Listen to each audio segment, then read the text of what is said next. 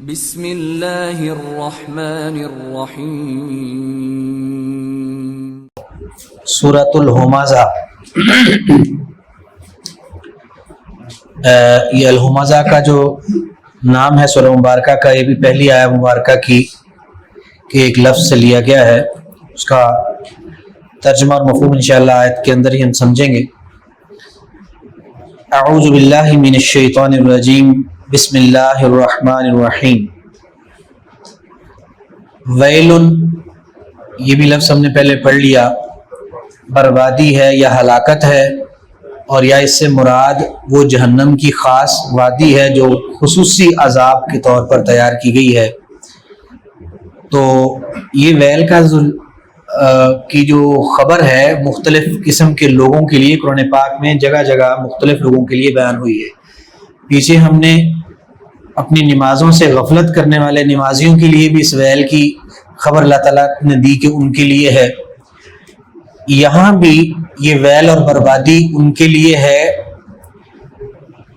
جو کہ بظاہر بڑے معمولی کام ہیں اور ہمارے روزمرہ زندگی میں ہم ان کو کچھ نہیں سمجھتے، لیکن اللہ تعالیٰ کے نزدیک وہ بہت ہی بڑے گناہ کے کام ہیں۔ اسی وجہ سے اللہ تعالیٰ نے یہاں بربادی اور ہلاکت کی اور جہنم کی اس خاص وادی کے عذاب کی خبر دی ہے ان کو۔ ویل، ویل ہے، بربادی ہے، لکل، لے واسطے یہ کے لیے، کل ہر ایک، لکل واسطے ہر۔ آگے دو قسم کے لوگوں کا ذکر ہے کہ ہمزہ، ہمزہ تانا دینے والا، کسی کی برائی کو اس کے منہ پہ بیان کرنے والا۔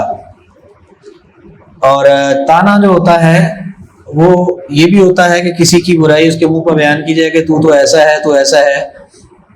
تانا جو ہے ضروری نہیں صرف زبان کے ساتھ ہی دیا جائے، تانے میں کسی شخص کے کسی عیب کا اس کو اشارہ بھی اگر کر دیا جائے، چاہے آنکھ سے اشارہ کر دیا جائے، ہاتھ سے اشارہ کر دیا جائے، جس سے اس کے اپنے شخصیت کے اندر عیب کا اظہار ہو اور اس کو اس سے تکلیف ہو، وہ بھی تانا ہوتا ہے۔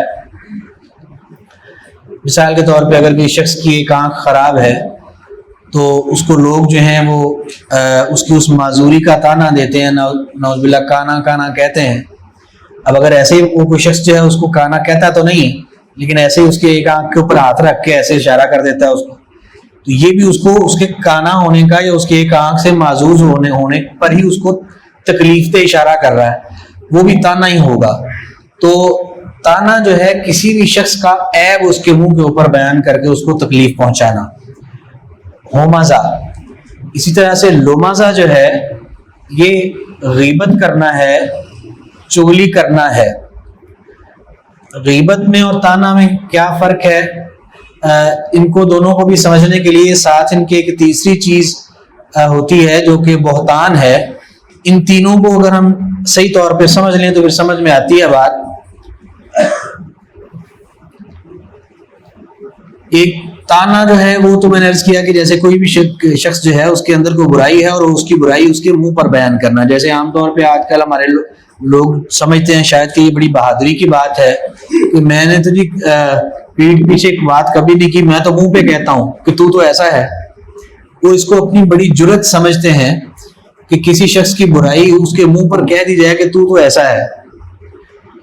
یہ تانا زنی ہے، اور اس میں جو تانا وہ کسی شخص کی بیان کی جانے والی برائی ہے کسی کے منہ پر جو اس میں واقعتاً ہے۔ اسی طرح سے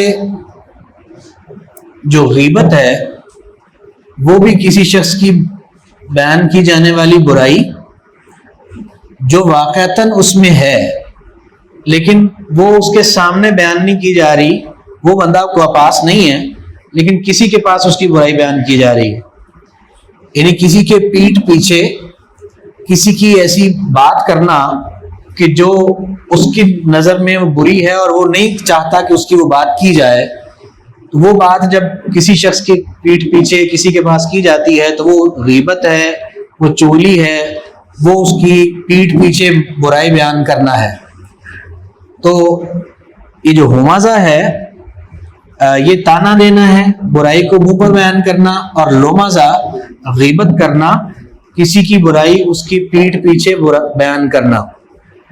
اب یہ تو دونوں چیزیں ہیں کہ ایسی برائی جو واقعتاً کسی شخص میں موجود ہو، حقیقت پر مبنی ہے، جھوٹ نہیں ہے، وہ اس کے منہ پر بیان کی جائے تو تانا ہے، اس کے پیٹھ پیچھے بیان کی جائے تو غیبت ہے. دونوں کے بارے میں آپ اللہ تعالیٰ کی طرف سے ناراضگی کے اظہار آپ دیکھ رہے ہیں کہ اللہ تعالیٰ فرماتے ہیں اس کے لیے ویل ہے، جہنم کی وادی ہے، ہر تانا دینے والے اور غیبت کرنے والے کے لیے. بلکہ غیبت کرنے والوں کے لیے تو اللہ تعالیٰ نے قرآن پاک میں ایک جگہ پہ ناپسندیدگی کے اظہار کے لیے فرمایا، وہ اتنا انہوں نے برا گناہ کیا ہے جیسے کوئی شخص اپنے مردہ بھائی کا گوشت کھائے.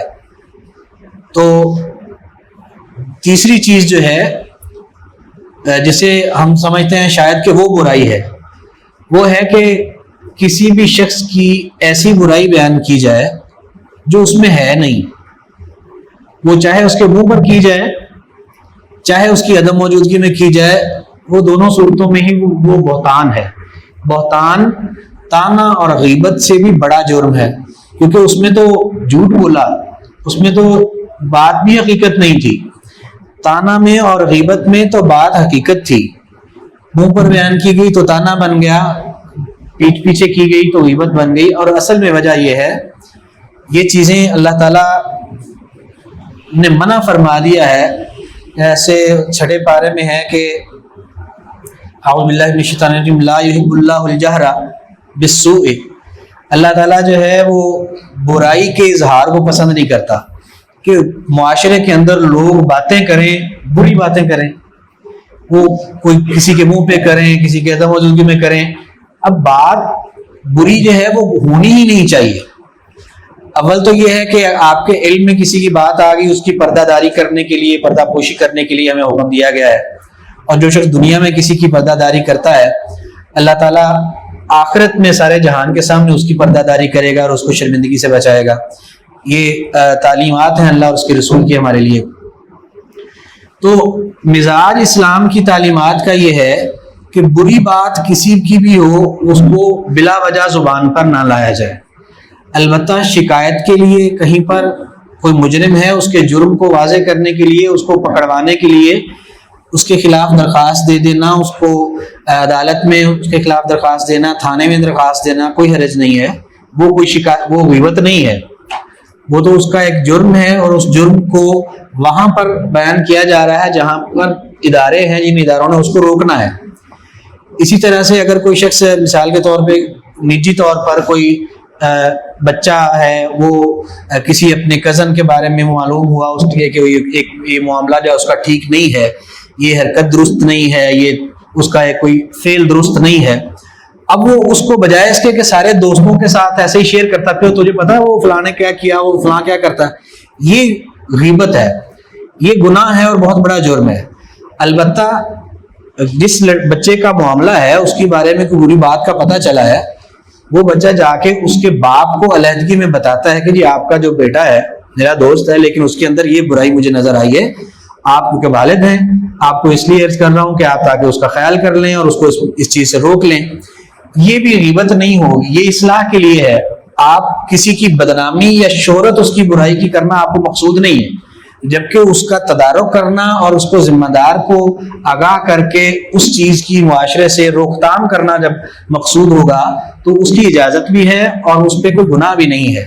البتہ یہ جو ہے نا چسکے کے لیے باتیں کرنا، کہ تھوڑی سی بات ہوتی ہے، باقی دو چار ساتھ ملا کے وہ ایک نے دوسرے کو بتائی، دوسرے نے تیسرے کو بتائی، وہ تو سنا ہے وہ فلاں نے کیا، وہ فلاں کے بارے میں پتا چلا ہے، ایسے ہی ایک بات کی اور کر کے آگے جناب پوری سٹوریاں، اور پھر وہ چسکے لیتے رہتے ہیں لوگ، سننے والے بھی اور سنانے والے بھی.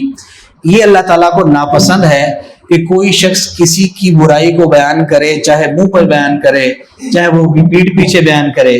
بلا سبب کسی کی برائی بیان کرنا یہ جرم ہے، یہ تانا بھی ہے اور یہ غیبت بھی ہے. اور اللہ تعالیٰ فرماتے ہیں کہ ویل اور بربادی ہے، ہلاکت ہے اس شخص کے لیے، ہر اس شخص کے لیے کہ ہمازا جو تانا دیتا ہے، لمزاتن اور غیبت کرنے والا.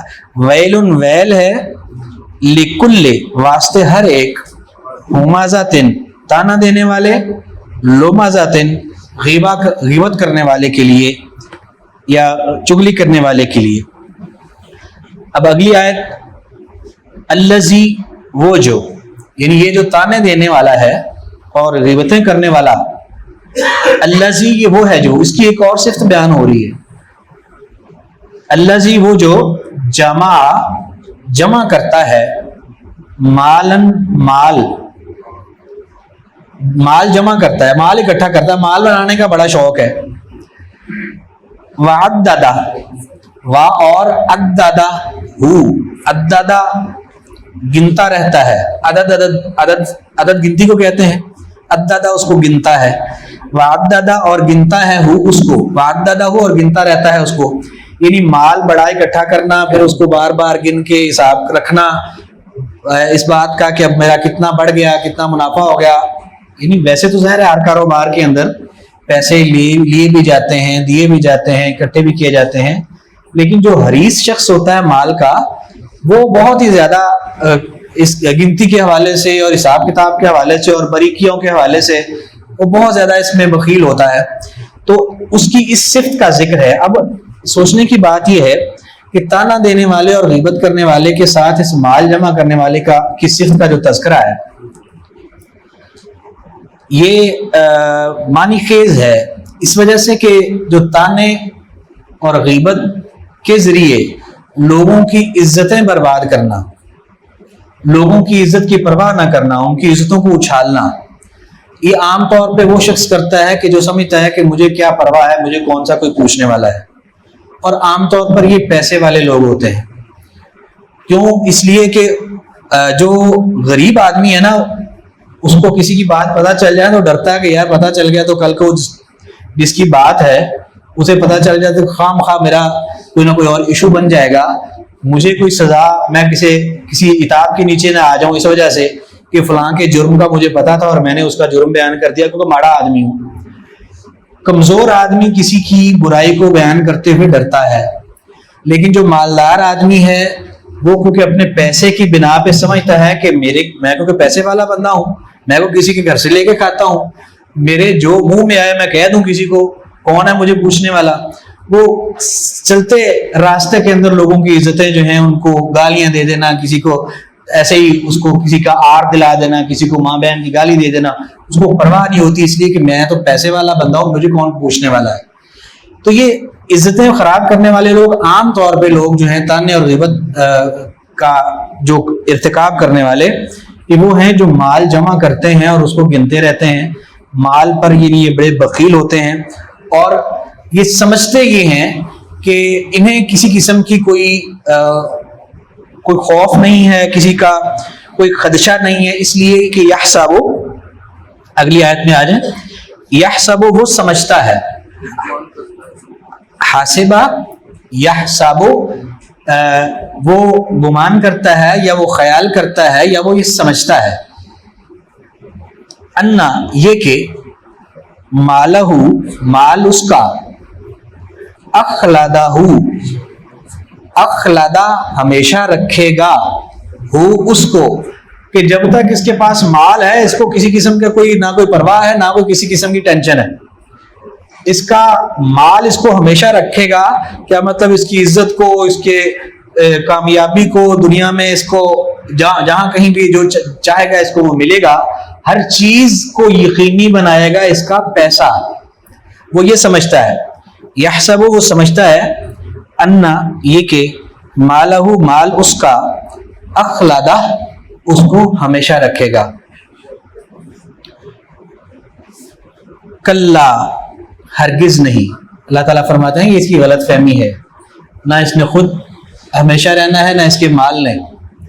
کلا ہرگز نہیں، لا ینبذن، لا ضرور، ینبذن نابازا چھوڑ دینا، پھینک دینا.